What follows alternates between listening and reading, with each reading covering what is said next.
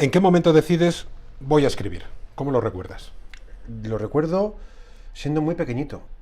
Yo creo que para mí escribir fue un componente o un tercio de mi faceta de juego. O sea, yo jugaba escribiendo. ¿Y qué escribes? ¿Cómo lo Escribía escribes? cuentos de aventuras. Es decir, en vez de coger los click, en vez de utilizar los Hyperman, cogía mi imaginación y construía ficciones en páginas en blanco. Recuerdo que le pedía a mis padres folios, entonces ellos tenían los folios que traían de la universidad, y entonces gastaba muchos folios porque yo escribía a mano y sigo escribiendo muy mal y muy grande. Entonces aquellos eran a lo mejor 10 líneas por folio, y era capaz de estar horas y horas construyendo una narrativa infantil donde había un personaje bueno y muchos malos. No sé, lo recuerdo con cariño y ternura. Y José María, ¿por qué decides escribir?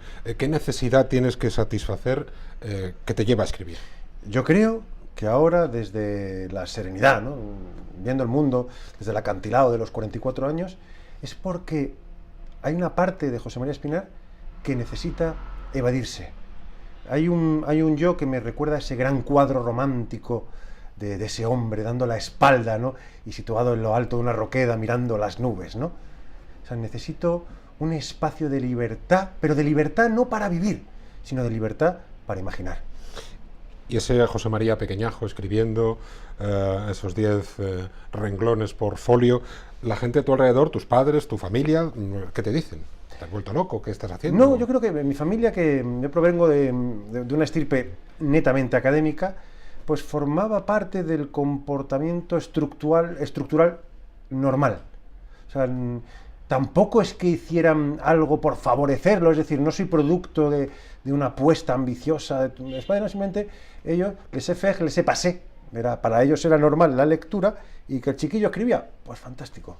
¿Se conservan? ¿Conservas aquellos folios? No, y me jode un montón, porque yo tengo el síndrome de Diógenes emocional. O sea, soy incapaz de desprenderme de algo a lo que guardo cariño. ¿Y tampoco lo has guardado en tu memoria, algún párrafo, alguna línea? Sí, de hecho, por ejemplo, hay una novela que todavía no está escrita, que me acompaña desde que tengo... Entonces no era novela, pero me acompaña desde que tengo... No estoy exagerando, o sea, 9, 10 años. Se llama El Monasterio de los Ángeles. Y algún día verá la luz. Después de esos 10 años, ¿qué pasa? ¿Sigues escribiendo? ¿No es un juego infantil? ¿De adolescente sigues experimentando la magia de la escritura? Sí, lo que pasa es que yo llegué a la adolescencia con muy desacompasado. Llegué muy pronto a la adolescencia emocional, pero sin venir de la mano de la adolescencia hormonal. Con lo cual me convertí en un joven, en un pequeño soñador enamoradizo, que no estaba hormonado, entonces no sufrí el impulso sexual de la atracción carnal de las chicas, ese despertar de fuegos artificiales que supone, ¿no?, el abandono de la infancia, y pasé directamente a enamorarme. Entonces, en esa etapa de adolescencia, recuerdo abrazarme a la poesía. Yo me iba declarando constantemente a todas las mujeres de las que me iba enamorando, que era una tras otra. Entonces iba sufriendo rechazos, con lo cual me decantaba más por una poesía desgarrada, ¿no?, de aullar a la luna. En la poesía, pero también en esas aventuras que escribías, ¿en qué o en quién te vas fijando? ¿Quién usas como modelo, como guía? ¿Quién es un poco la inspiración que mueve tu mano de lo que has leído, de lo que has conocido, lo que te han contado en casa de la literatura? Una de las cosas que me ha llamado la atención es que siempre necesito fuentes de las que beber. Necesito maestros, soy muy mitómano, respeto muchísimo la jerarquía estructural del ser humano. Me arrodillo sin ningún tipo de acomplejamiento ante el que yo sé, o ante la que yo sé que es mejor que yo. Y aprendo y aprendo con H intercalada. Intento robarle lo que puedo, pero sin apropiarme de lo que no es mío. Entonces, todo esto, ¿qué te quiero decir?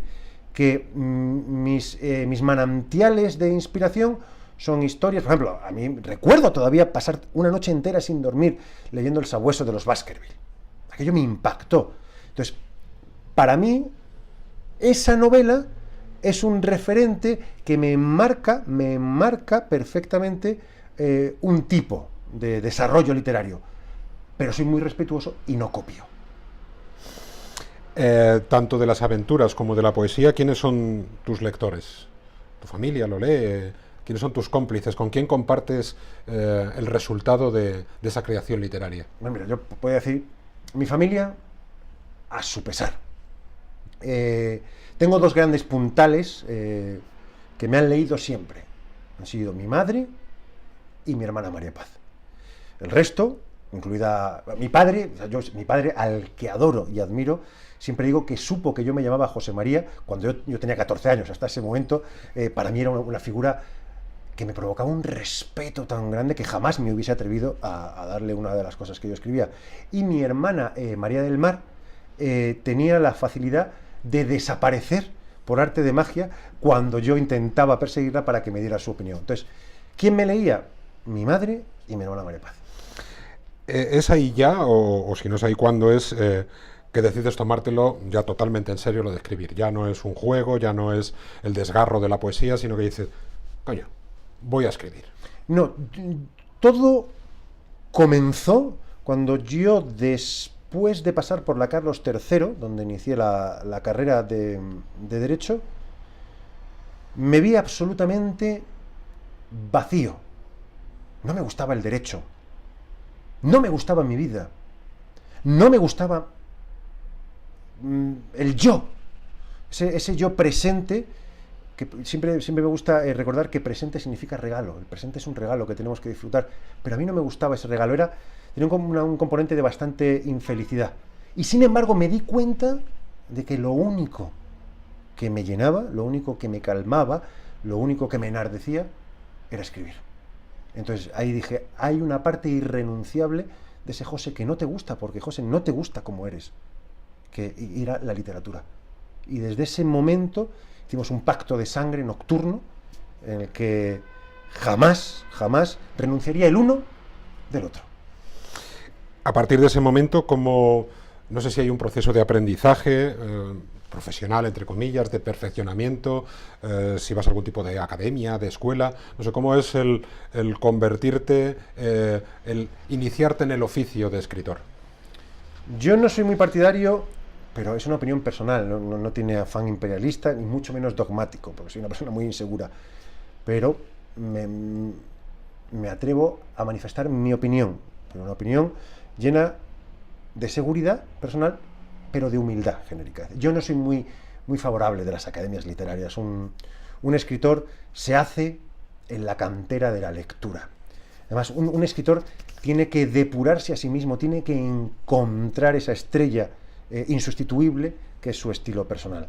Entonces, yo siempre, de la misma manera que he respirado, he leído. Entonces, sí es verdad, lo reconozco, que con el paso del tiempo me he ido aproximando a la literatura de una manera más productiva, porque he sobrepuesto al papel de lector el papel de escritor-lector. Entonces yo creo que el aprendizaje está en la lectura constante. Y en ese momento de aprendizaje, ¿recuerdas la lista de libros, no sé qué, que casi utilizas como si fueran libros de texto, manuales, casi de aprenderte de memoria aquello para encontrar esa voz? Por ejemplo, yo soy una persona muy religiosa y San Juan de la Cruz me acompañó, me acompaña y me acompañará. Porque cuando tengo miedo, un valiente es quien vence sus miedos, no quien no tiene miedo, ¿no? Cuando tengo miedo, acudo a él, por ejemplo. Entonces, dices, un escritor, San Juan de la Cruz. En filosofía, vamos a seguir con santos. San Agustín, porque San Agustín es heredero de Platón, y Platón no es que sea mi debilidad, es que le debo tanto, me ha ayudado tanto a comprender el mundo, llevándole la contraria, no me muestro seguidista de Platón. Y a nivel de literatura general, soy un apasionado de la literatura inglesa en cualquiera de sus vertientes, y en el mundo de lo negro, de lo policíaco, Arthur Conan Doyle, yo debería tener un tatuaje de amor a Arthur Conan Doyle en uno de mis bíceps.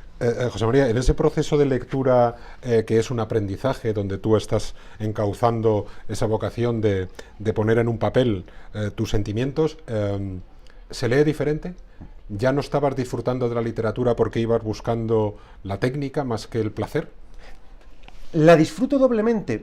Por ejemplo, como mago, yo aprendo un montón y disfruto un montón viendo a un mago haciendo un truco de magia. Entonces estoy siendo espectador a la vez que compañero. Entonces yo cuando estoy leyendo y veo la utilización que hace de la adjetivación, cómo usa oraciones subordinadas, cómo de pronto pone todo el peso de una oración en un adverbio, no le quita intensidad a la belleza de la lectura, me abre una nueva pestaña. O sea, no, siempre, es una de las cosas bonitas que tiene la literatura o la profesión de escritor, es que aprendes divirtiéndote. ¿Te impones una disciplina escribiendo en aquella fase muy inicial, pero que ya has decidido convertirte en escritor? No sé, escribir todos los días 10 folios. O... Es que en aquella etapa no era una opción. Si no estaba borracho, tenía que estar escribiendo. O sea, de hecho, escribir era mi salvación. Huyendo me salvaba. ¿Y dónde y cómo buscas las ideas, los temas, para que empezara la mano, la izquierda en este caso? Tengo un hábito que todavía mantengo, a pesar de que mi mujer se enfada conmigo, y es que todas las noches, ya en la cama, antes de dormirme, después de rezar mis oraciones, cierro los ojos y me invento historias. O sea, estoy en una antesala del sueño en el que yo me provoco un avispero de ideas. A veces, muy pocas veces, lo reconozco, no quiero ser falso, unas pocas veces se traduce después en sueños, y es una experiencia maravillosa, pero la gran mayoría de las veces se queda como una pequeña caja de cartón en la que yo sí he ido dejando semillas que luego al día siguiente, la semana después, voy a transformando en ideas ya literarias, las voy probando en papel. ¿Cómo empiezas a dar salida a aquello que escribes? No sé, concursos, sí. Vas a editoriales, a periódicos. Yo no he presentado tantos concursos, madre mía, los he perdido todos. Me he presentado a tantas editoriales y no he recibido ninguna contestación. Entonces, mi primera aproximación al mundo de la edición fue a la autoedición. Acudí a una editorial de poesía y tuve que pagar, y me editaron mi primer libro de poesía, garantizándome una distribución que luego no se correspondía a la esencia del contrato, pero que me satisfizo, porque por lo menos podía ya el desentenderme de lo creado. Yo, como Somerset Maugham dijo, o sea, la gran vocación del escritor es escribir. Una vez que escribe, debes dejar partir esa obra, no puedes estar sobreprotegiendo, no. Entonces, esa primera etapa fue concursos, los perdí todos, editoriales, ni recibí respuesta. Entonces di un paso, no de valiente, fíjate, sino de desesperado, que fue la autoedición. Y estuve muchos años en los desiertos de la autoedición. Bueno, está claro que el presentarte a concursos y no ganarlos no te frustró, sino que te hizo crecerte al castigo, utilizando terminología taurina. Sí, lo que pasa que me he impuesto en esta etapa mía de Black and Noir ser honesto. O sea, me hizo crecerme, pero también me hizo encabronarme mucho. Porque como soy del Atleti, estoy acostumbrado a perder. Entonces, no me importa perder. Lo que me molesta es que ganen otros que son peor que yo. Todavía en esa etapa, José María, ¿quién es, como escritor, tu guía, tu gurú, tu confesor, tu confidente, tu apoyo, la persona de confianza con la que tenías la suficiente complicidad como para compartir lo que tú escribías y seguir sus consejos para continuar trazando? Mi gran maestro, que para mí es un gigante, y esto quiero que quede muy claro. Cuando hablo de mi maestro, hablo de un gigante de la literatura en español, que se llama Antonio Enrique. Un poeta como la copa de un pino y un escritor extraordinario. Es de Granada, me lo presentaron por contactos familiares, y desde entonces me di cuenta de que había tenido la suerte de encontrar el nacimiento del arco iris. Él me veía como un cachorro, él era una espalda plateada, pero me protegió, me quiso, me respetó y no paró de darme hostias. Y así aprendí. O sea, me dijo esto muy mal, muy mal. De hecho, él todavía sigue diciendo, lo vi hace 2 semanas, ¿no?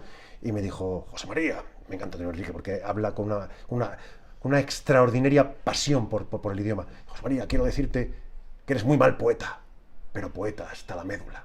Pues todavía, después ya de 20 y pico años, sigue siendo mi maestro, de verdad, mi referente, y lo reivindico. El punto seguido, porque esta entrevista tiene una continuación, pero el punto y seguido a esta conversación que estamos manteniendo es una pregunta muy cerrada. ¿Qué es la vocación literaria? Es la incapacidad de... Esto, espera, perdona, es un preguntón este. Me has dejado tiritando. ¿Qué es la vocación literaria? Pues creo que es una puñetera condena. A pesar de los pesares, necesitas comunicarte con los demás, pero la forma de comunicarte con los demás es a través de una soledad siberiana, porque la creación, o al menos la mía, necesito una soledad rotunda con mayúsculas. Perdona que no te haya podido responder, pero me has dejado, o sea, me has sobrecogido la pregunta. ¿De qué es la vocación literaria? No lo sé, pero quizá eso es, la necesidad de comunicarte con los otros pasando por la soledad. No sé decirte lo mejor, lo siento. No es mala respuesta.